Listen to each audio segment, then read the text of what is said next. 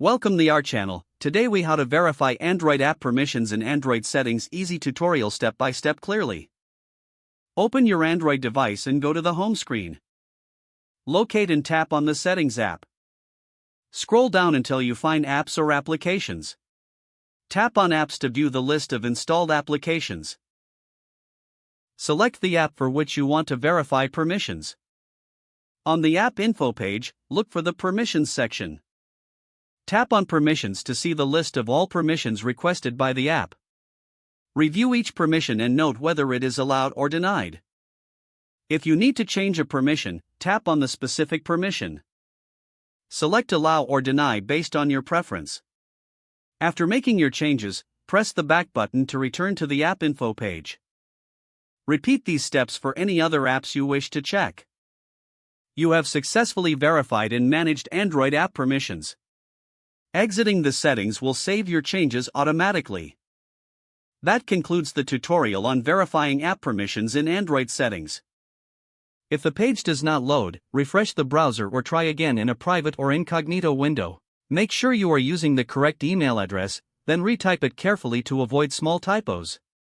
If your password is not accepted, use the reset option and create a new strong password you can remember.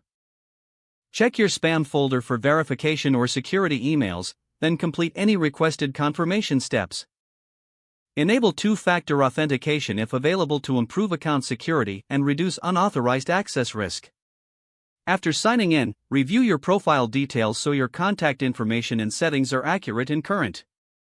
If you see an error message, note it down and try again after restarting your device and internet connection. Log out when you finish, especially on shared devices, to keep your account and payment information secure.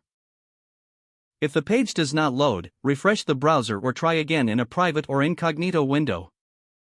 Make sure you are using the correct email address, then retype it carefully to avoid small typos.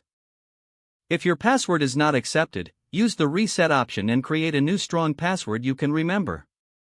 Check your spam folder for verification or security emails, then complete any requested confirmation steps. Enable two-factor authentication if available to improve account security and reduce unauthorized access risk. After signing in, review your profile details so your contact information and settings are accurate and current. Don't forget to like this video and subscribe to our channel for more step-by-step tech guides.